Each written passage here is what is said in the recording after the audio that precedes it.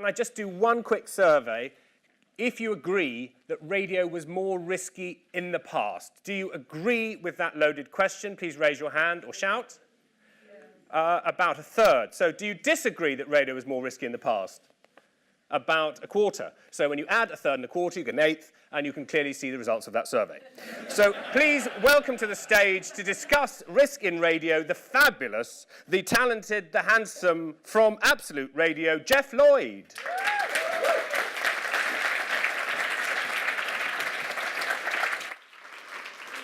Thank you. There's an implication in the title of this session. Does radio take enough risks? And the implication is that risk is a good thing, which wouldn't always be the case in every industry if we were here asking the question, do we take enough risks? At a different conference, say, air traffic controllers, that wouldn't necessarily be the question we'd be asking. So when we talk about risk and radio and it being a good thing, what do we mean? What are we risking? Is it risking a loss of audience? Is it risking upsetting the audience? Is it risking upsetting the regulator? Is it risking upsetting the Daily Mail or the people on Twitter who are the worst people to upset? And there's this perception that broadcasting gets more edgy over time. And I'd like to start by playing you a clip. And this is something that was broadcast almost 20 years ago. And it's an example of something that is pretty risky and daring. And it's also quite dark, but it is surprising and funny. And it's possible that you're going to find this a bit shocking, but I'm playing it because I'd like you to listen to this and then imagine any radio station in the UK putting something like this out in 2016. So this is from 1997, from Radio 1's Blue Jam, from the strange and brilliant mind of Chris Morris.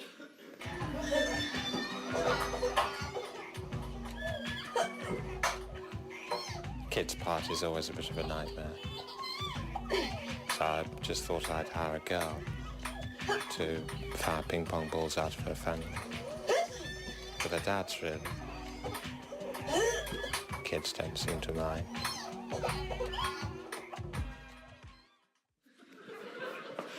So yeah, that was admittedly in 1997. That was broadcast in the midnight to 1 a.m. slot. But even so, it's an example of a national broadcaster giving this creative genius freedom to do what they want in terms of subject matter. And here we are in 2016 when one of our panellists had a show which was censured by the BBC Trust earlier this year for daring to suggest that our monarch had a sex life. So that's the question. Does radio take enough risks? And we've got three amazing panellists to discuss this question. We have comedian, writer, and currently wowing the West End with his live show, My Family, Not the Sitcom, at the Vaudeville Theatre, David Baddiel. We have globally renowned YouTuber who's the first ever host of Radio 1's Internet Takeover show. She's had something like 19.5 million views to her YouTube channel. Hannah Witton, and another legend of UK comedy, who's now an ARIA-nominated podcaster. He's got a podcast called Athletico Mints. It's David Baddiel, Hannah Witton, and Bob Mortimer.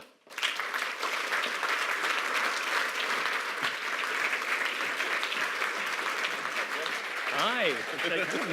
Hi. Hello. Hello. All right. David, I'm going to start with you because we just mentioned there that you got into trouble with the BBC Trust earlier. Now, you're happy to talk about the fact that you mentioned that our monarch might have active genitals. Active genitals, yes. Well, no, it actually wasn't about her having active genitals. It was about her previous genital life, insofar as... What I should explain is, for anyone who hasn't heard it, which is probably most people in this room, I did a show on Radio 4 called Don't Make Me Laugh. And the premise of Don't Make Me Laugh was that I, hosting it, and then 4 comedians, were given a series of subjects that were obviously puerile and giggly and silly, and the comedians have to talk about that subject not getting laughs, right? That's the idea. And the longer you don't get laughs, the more points you get, right? So one of the subjects, we always have a voice, got a serious voice, saying there is nothing funny about. And one of those subjects was the fact that the Queen must have had sex at least 4 times, right? Now, in the previous series, we'd had the fact that the Queen goes to the toilet, which I think is year 0 for giggly, puerile things, right? And that had been fine. That had been fine. No problems at all. Not even one complaint. Unfortunately, when we did the sex life one, the BBC, in their wisdom, put it out on the Queen's 90th birthday. Unbelievably, I was actually in the back of a car with a man who, I think he was from Lithuania, an Uber driver, telling me how much he loved this country and the Queen, and he turned the radio on, right? And that's what was on, was, are you going to play the clip? Yes, we haven't listened to it. Okay, there's a bit that the Mail and the BBC and everyone particularly objected to, which I believe was Russell Kane, the comedian, talking. I think he's in there. Okay, did we have a listen to it? On to round 2. Now, one thing this show is not afraid of is childishness. When we first piloted it, I believe the very first subject that came up under the headline of obviously funny things to talk about was... the very idea that the Queen goes to the toilet. Now, we would never put something so absurdly 5-year-old into the actual broadcast show. So, in an effort to demonstrate just how grown up and sophisticated we've become since then, I'd like you, Russell Kane, to tell us why there is nothing funny about... the fact that the Queen must have had sex at least 4 times. For me, this is just a quadruple representation of why inherited power is so dangerous. 4 times we have to think of republicanism as we imagine 4 children emerging from Her Majesty's vulva. And for me, that is not so. Sarah. The word vulva. That was the correct scientific word. I know it was the correct scientific word, Yeah, it is the which Queen. makes me laugh. I like things that are correct. Yeah. So How, like, when you recorded that, did it occur to you it would cause a stir, or did you think, oh, you didn't think twice? When I was listening to it in the edit, because I edit the show, I did think this might be a bit of a problem. But as I'm sure everyone in this room knows, there are compliance lawyers at the BBC. It may interest you to know that in the previous, that went out the second episode, the previous show had something about, there is nothing funny about the fact that there is a person at BBC 4 who has to go through old episodes of Top of the Pops weeding out the sex offenders. And we'd had a lot of issues with that, and I'd spoken to compliance lawyers while I was on holiday and sorted all that out. And then this one, the compliance lawyers didn't mention it. And to be honest with you, if it hadn't have gone out on the Queen's 90th birthday, I'm not sure there would have been an issue. What happened was, of course, the Mail got behind it, got behind the complaints, and then next thing you know, it turned into kind of mini Saxgate. And then it got put at 11 o'clock. It did go out at 6:30. The show got shunted to 11 o'clock. That episode 2, is still not on BBC iPlayer. It's still on iPlayer. And yeah, and the show is very, and now there's been a bit trust of apologised, all that kind of stuff.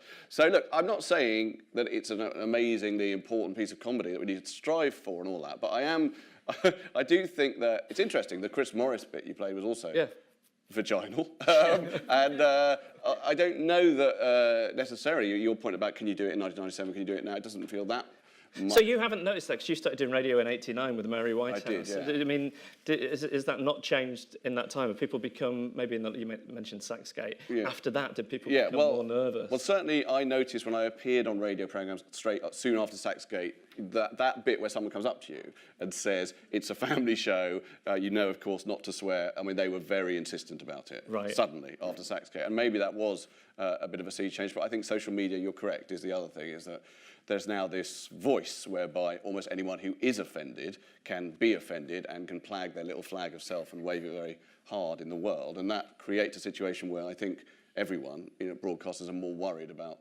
the means by which that offence can enlarge and, take on a kind of, viral mode of its own.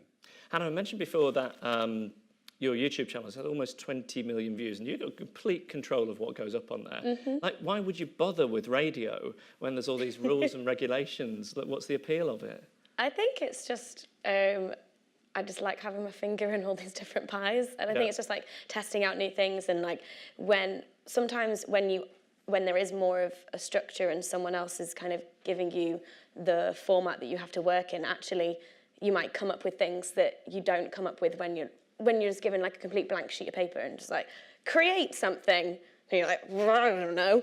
But when someone goes, okay, well, it has to be this and this and this, and then you've got this amount of time, it's like, okay, right, got something to work with now. And I think there's stuff that I've come up with that I've done on radio that I never like thought of that I would do on my channel, or like used formats on my channel and moved them to radio, and they kind of like, it's just different. And is there anything like, so you do, maybe you should tell people about Drunk Advice. Yeah. Oh, okay.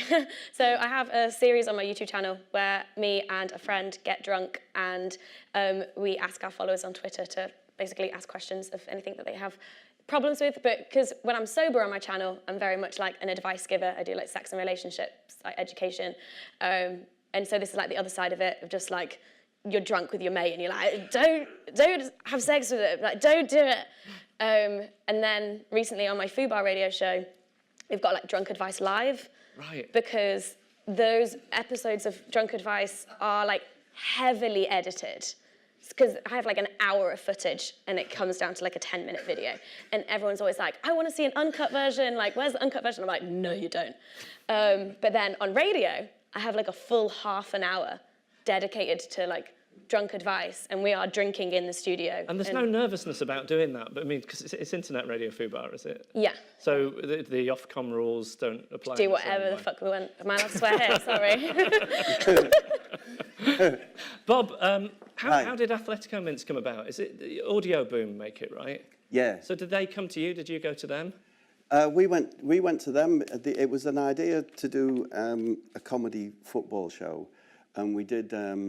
We had a go at it on Practice for Talk Sport. It was, but the compliance issues mean that it was impossible to do the show that we would like to do. Can you tell us a bit more about that? About how the compliance issue would get in the way. What kind of things would you be trying? Because the show that we do, we mentioned. I mean, it's just everyday things. Because we mentioned too many products. It's because we mentioned that Steve McLaren has sex with snakes, or him telling it. And because you know, it's a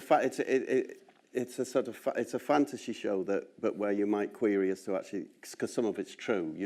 It's a libelous kind of show potentially. Right. So you can't. Does he have sex with snakes? Well, you see, you're already questioning it. It's like, it How could does happen. one have sex with a snake? Did you just insert your penis into it? It's. What if you don't have a penis? Well, no, I'm imagining the other way round, you see. a doctor was struck off the other week for having a video on his phone of a man having sex with a snake. That man. And it wasn't on there for medical purposes. Well, you thought he could have argued it with a smart lawyer, but I don't know. But it's like.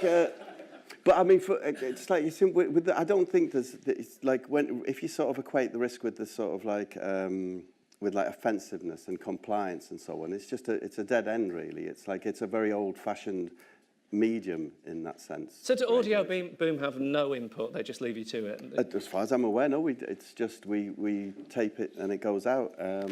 I suppose we'd get into trouble if we crossed any particular. Although I mean that is an issue, isn't it? Because what Hannah does and what Audio Boom do, it does seem to reach out maybe to a different listenership. Sure. And the truth is, I mean, actually, I should be clear, Radio 4 I think is brilliant. I think Radio 4 still remains like one of the most amazing channels in the world, but it does have quite, an older listenership.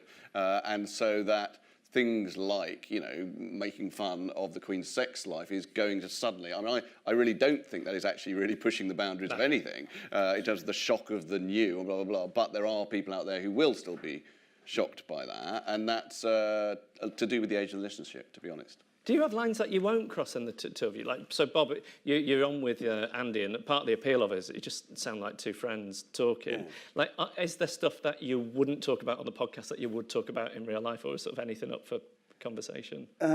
Well, we talk about having sex with snakes, so no. Is it just about that? It's I don't know. It's like just thinking about the risk with radio. I think the risks to be taken are the risk regarding to the finance of it. That's the more fascinating area. I think people taking a risk and paying people to listen is where the future is. So like, one of those arrangements where if you listen, 5p's putting into your pension for you.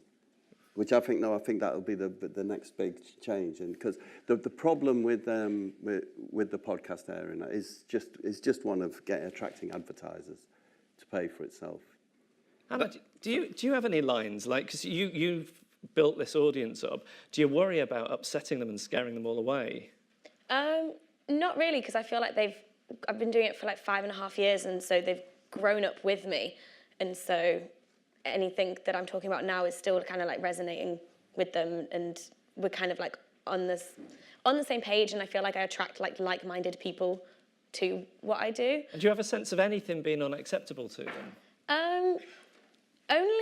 Only kind of because it's all numbers on a screen, and so it's when you meet some of them in person, and like there was like a 12-year-old boy who came up to me and was like, "I really like your videos." I was like, "No, what?" But then I get mums coming up to me being like, "Oh, yeah, I get my teenagers to watch." Yeah, but a lot of your stuff, I mean, I don't know, but because you came to see my show and we had a chat afterwards, and I then went and watched some of your stuff, and a lot of it is highly kind of educational, isn't it? Yeah. Sex educational. I like to think so. No, but it is. You know, even when you're dealing with stuff that is sort of in subject matter, maybe a little bit complicated, because it's true, I probably wouldn't let my 11-year-old watch it, but you said you should let your 15-year-old daughter definitely watch it, you know, because it's kind of, you know, helpful for her to hear about that stuff. So it's not like a YouTube channel that tries to offend, is it, at all? No, but people do get offended. Oh, do they? But Yeah. that's I mean, I social was like a media. woman talking about sex on the internet, so Right. that's enough to offend a lot of people. And like groups of people on social media seem to have an idea of what's acceptable and unacceptable, and people don't seem to know what that is until they've crossed the line. Yeah. Well, actually, I mean, the show that I'm doing at the moment in the West End, it's partly about that, in that I begin by talking about social media, because the show is mainly about my family, but it takes in some very, very complicated issues to do with my dad's dementia and my mother's infidelity. But in a way, I begin by talking about offence, about how we live in the time of taking offence. I do believe that thing I said earlier about raising a flag of self. I think the way that people get offended is because anger turns up the volume on who you are, allowing you to go on social media and shout about the issues that you feel define you. So what I'm trying to do in that show is, by talking about things that I own that should offend mainly me, I sort of challenge the audience to get offended, and at the moment no one seems to be able to do that. Well, without ruining the show, you get into specifically where the line is in comedy, and you use an example from Baddiel and Skinner Unplanned. Do I? Apparently so. Okay. No, I don't, actually. No, I don't. I used Baddiel Skinner Unplanned because my mum was on it, and she appears to be confessing to her infidelity on Baddiel and Skinner Unplanned, once I've established the story properly. And so it's a very extreme moment. But again, the extremity is all located in my own emotional history. So it's what I'm trying to do is outflank, sort of avoid the whole discussion, because I kind of hate the discussion, even though I'm having it now, about where the lines go. But it's more about personal risk as a performer, about what you're willing to share, and actually there's a risk in how that would impact on your family and people close to you. No, that's true, and that's a whole other discussion. But what I generally think about the line crossing thing in comedy or in performance of any sort is that unfortunately, you have to take it on a joke by joke basis. So you can make a horrible, mean-spirited, awful joke about, say, cancer or dementia, or you can make one that makes people feel less alone. And I think you have to look at the joke to find that out. But unfortunately, more and more, because of the confirmation bias culture that we exist in, people just hear what I believe are called trigger words and go mental. Yeah. Do you think risk from a radio commissioner's point of view is always to do with offensiveness, or do you think risk is perceived like in putting somebody new on? Or like Bob, you've done some of the most original comedy of the past 30 years. Have you knocked up much against people saying, people won't get it, it's a bit too weird? Well, I mean, I think when I look back over the last 25 years, it's the presence of the editorial or commissioning voice that simply stops you taking risk. Just the very presence of that person there with their agendas and so on stops in like the only really vaguely innovative things we did was the first 2 series that we ever did, and my memory of that is that was just done in a bubble with me and Jim. We had no editorial person on our back, or no commissioner with any requirements. So the times were different then, and now we have. It just seems like an entirely different world. I mean, the beauty of the podcast area in the net is that you don't have anyone, so you get very natural. So I mean, risk. Yeah, I don't. Whether you get people doing things unchained on the net and in podcasts. So yeah, there's some originality there. So then, what becomes the appeal of going to a broadcaster? I mean, is it, to be vulgar, is it the money? Is it the mass audience? It's certainly not in right. I mean, when I look at the radio landscape, it just seems like a huge slab of nostalgia to me. So for my teenage kids listening to, say, Grimshaw or Chris Evans or whatever, is like when I was young and my parents would listen to Arthur Askey. Or, Right. you know, this seems from an entirely different generation to where my 18-year-olds live in. They don't live in a scheduled, you listen to Chris Evans do a competition to win wafers or what. You know, it's not, it means absolutely nothing to them. So it just feels like the risk is to abandon that nostalgia Right. approach to radio, to abandon the scheduling and the sort of hospital DJ-ness of it all.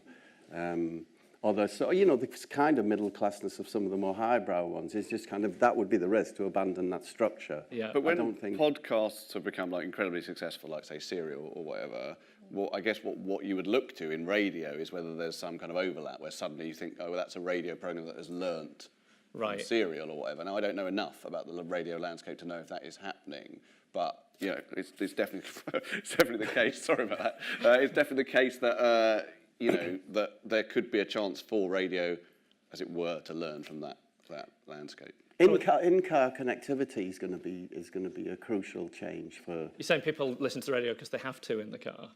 Well, it's just the connectivity that's coming with you know, the next generation of cars and so on is going to make your car like your personal computer in terms of your entertainment. So it's going to, you know, it's going to be slightly easier to make it habit forming with the younger people who are in the car, and slightly easier for you to lose the habit of just having pre-tuned stations and so on. You know, you'll feel more like you're in you're in front of your computer screen, and like if the podcast industry can build up a library and make it accessible, I think that will be the big change. Maybe even the death of radio to an extent. Anna, without making you voice of a generation, like to the people who are consuming your stuff online, like, where does radio fit in? Does it seem kind of steam-powered because you might be getting your music from Spotify and content from YouTube or social media or wherever? How do you feel people view radio? Is it a sort of essential part of what they're consuming? So speaking on behalf of my entire generation, All of them, yeah. I think kind of like what you said about like it not having to be scheduled. So I never tune into anything live, not even Bake Off. Right. Like, Oh my God. I know. And so I think if people who are consuming like me, it's like there doesn't really feel like a necessity to listen live or to watch live. Like there's no real hook other than being able to tweet along or not getting spoilers. Yeah. But other than that, I think the way that we'd consume radio is like I'll often consume radio if someone recommends something or there's a clip that's gone viral or I'm at my parents' house and it's on in the background. Right. Like that. But it's all just stuff to you. It's not radio or YouTube. If something's been recommended or if there's a clip. Yeah, that's and gone like viral, radio's doing video now, so like, and I like that, like watching clips of radio with the cameras in the studio. Like, I prefer that, and also like backtracking to you saying is some of the risks about getting new people on. So I'd never done radio before, and then Radio 1 put me in a booth live, and having had 2 sessions on how to learn the desk thingy-mabobby. There you go. And that was terrifying, but that was a risk on like their part and also my part, and also, as you can see, I swear uncontrollably sometimes, and I couldn't do that, and so. And do you feel that they tried to make you sound more like what radio traditionally sounds like, or just let you do what you do? I had a lot of control over like the content of the show, like all of the music and all of the bits, and like, the way that I communicated and the way that I spoke. The only thing was to just don't swear. That was kind of it. Yeah. We're almost out of time, but we've got a couple of minutes for questions, starting with Stephanie Hurst.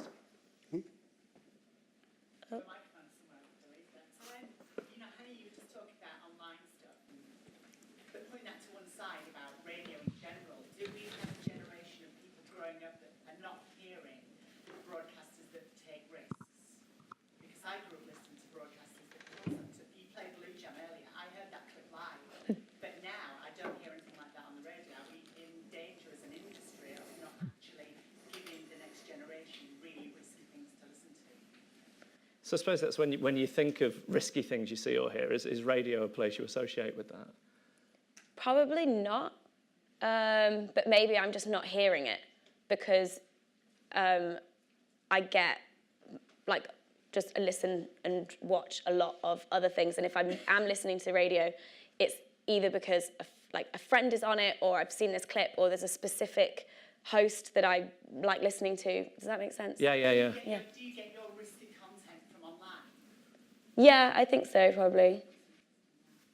I think there's a certain sense in which, by definition, if it's on the radio, it's not risky. Whether that's true or not, but I think that's the perception. Well, I mean, when I had this issue with this show, you know, one thing I noticed was that I was being told, oh, well, we're moving it because actually we're getting some bad reaction from various listener groups or whatever anyway to the show, which may or may not have been true. But one thing about that show as well is it didn't sound like a straightforward Radio 4 panel show. It was very anarchic and messy, and I deliberately wouldn't let any of the rules sort of like take hold or whatever. And I think that whilst I said earlier that I think Radio 4 is really good, I also think that it has a very familiar sound, or sort of orally, and I think that to disrupt that is problematic, because I think speech radio, as opposed to music radio, could have an incredible future, because podcasting has proved that people really want to listen to stories, and they don't, not just music. But I think that remains our primary speech-led channel, and it does have this kind of very familiar set idea of what you hear on it. That's it, we're out of time. Thanks to Bob Mortimer, Hannah Witton, thank you. David Steele.